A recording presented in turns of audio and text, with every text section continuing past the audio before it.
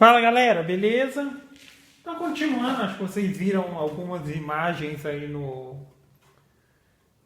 comecinho do vídeo. Teve uma hora que eu cortei um material aqui na própria serra de bancada e uma hora que eu cortei na serra de meia esquadria.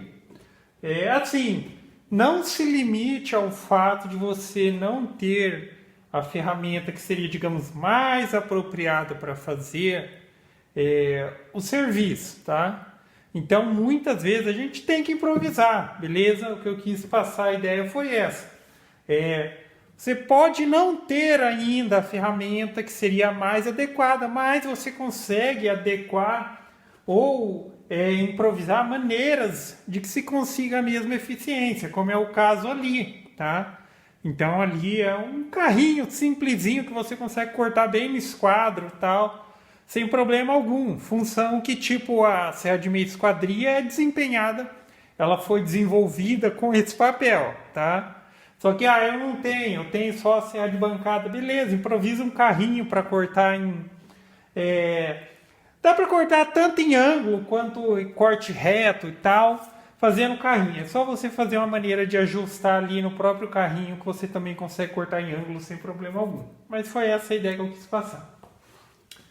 Então viram parte do processo de recorte ali, parte do processo de montagem, lembrando que o MDF sempre fura com uma broquinha mais fina, escareia a cabeça ali onde vai entrar, principalmente se for um parafuso cônico assim, ó, escareia para já ficar com formatinho, para não ter necessidade de imprimir tanta força para que o parafuso entre forçado aqui, porque a chance de, por exemplo, espanar é muito grande. E na questão de furar, a MDF sabe que se você tentar colocar o parafuso diretamente nele, a chance dele abrir é muito grande, tá? Então sempre fura primeiro.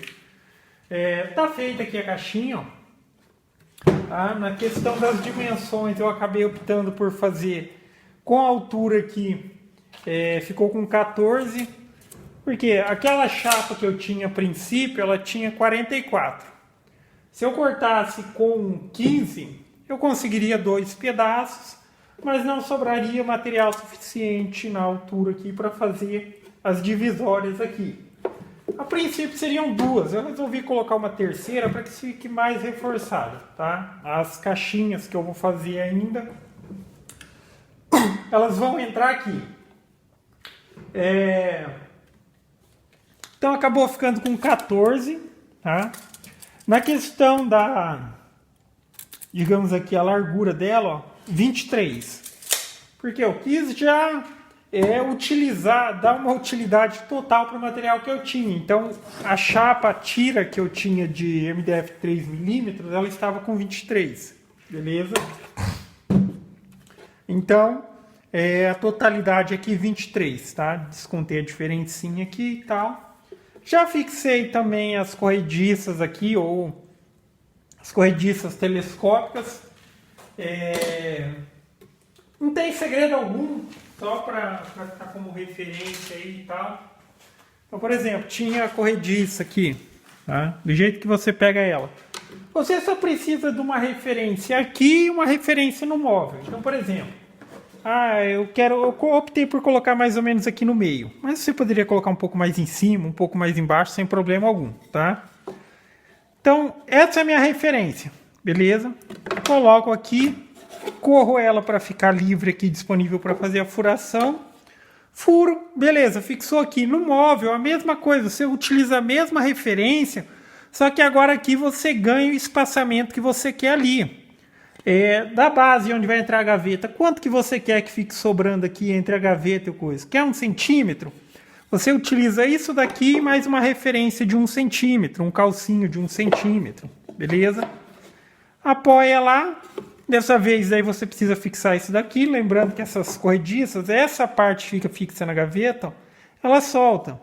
Simplesmente você pressionando essa travinha que tem aqui, ó, ela vai permitir que você separe essa parte dessa parte. Então essa é a fixa na gaveta e essa é a que fica fixa no móvel.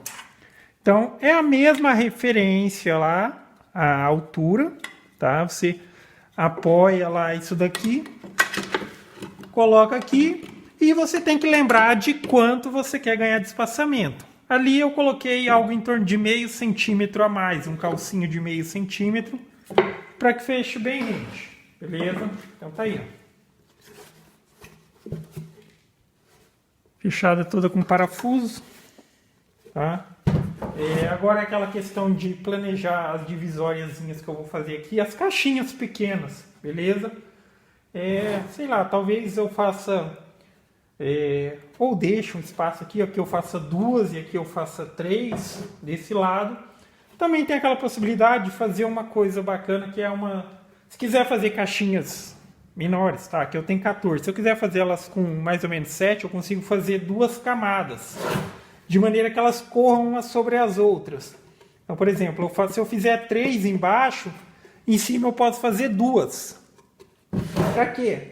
Por exemplo, se eu quiser movimentar aqui, que se eu fizer 3 e 3, vai haver a necessidade de eu sempre remover elas para ter acesso às de baixo. Só que agora se eu fizer 3 e 2, eu posso correr para um lado, abrir elas assim para ter acesso às outras partições. Eu vou mostrar depois, mas provavelmente um dos lados eu faço assim, tá? Então é isso aí, ó. Eu vou até colocar ali para vocês verem já. Então é aqui, ó. A casa da gaveta vai ser aqui.